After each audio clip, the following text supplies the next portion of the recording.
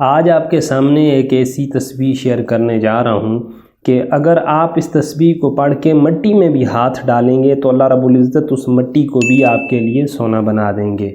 وہ تسبیح پڑھنے سے پہلے آپ نے کچھ باتوں کی پابندی کرنی ہے۔ سب سے پہلے آپ نے اس تسبیح کے اوپر مکمل یقین رکھنا ہے، اور دوسرے نمبر کے اوپر آپ نے پنجگانہ نمازوں کا اہتمام کرنا ہے، اور تیسرے نمبر کے اوپر آپ نے حلال کمانا بھی ہے، خود بھی اور اپنی اولاد کو بھی حلال کما کے کھلانا ہے۔ جب انشاءاللہ آپ 3 باتوں کے اوپر عمل کریں گے تو یہ تسبیح آپ کو بہت بڑے فوائد دینے جا رہی ہے۔ حضرت علی المرتضیٰ رضی اللہ تعالیٰ عنہ سے روایت ہے، آپ فرماتے ہیں کہ جو بندہ 100 مرتبہ روزانہ ان کلمات کو پڑھ لے گا، اللہ رب العزت اس کو 3 بڑے بڑے فوائد عطا فرمائیں گے۔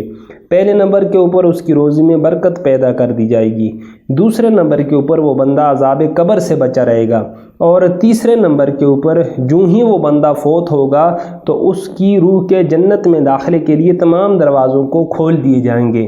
اور یہ وہ ببرکت کلمات ہیں جو روضہ رسول کی جالی کے اوپر بھی لکھے ہوئے ہیں۔ وہ ببرکت کلمات پڑھنے کا طریقہ کیا ہے اور وہ ببرکت کلمات کیا ہیں وہ میں آپ کو بتاتا ہوں۔ سب سے پہلے آپ نے اول آخر درود شریف پڑھنا ہے، اور کوئی بڑے سے بڑا مسئلہ آپ کو اگر پیش آ جاتا ہے تو کم از کم 3 روز تک ہر نماز کے بعد اول آخر درود شریف پڑھ کے آپ نے 100 مرتبہ ان کلمات کو پڑھنا ہے۔ وہ کلمات ہیں لا الہ الا اللہ الملک الحق المبین۔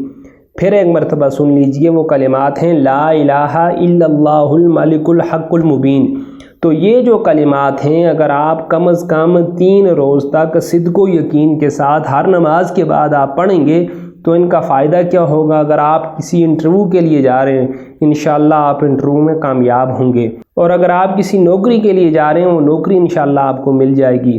اگر آپ کا کاروبار ہے، آپ چاہتے ہیں اس میں ترقی پیدا ہو جائے، آپ کی روزی میں برکت پیدا ہو جائے، تو ان کلمات کی برکت سے آپ کا نہ صرف کاروبار ترقی کرے گا بلکہ آپ کی روزی میں بھی مزید برکت پیدا ہوگی، اور بڑے سے بڑی مصیبت اللہ رب العزت ان کلمات کی برکت سے آپ کی حل فرما دیں گے۔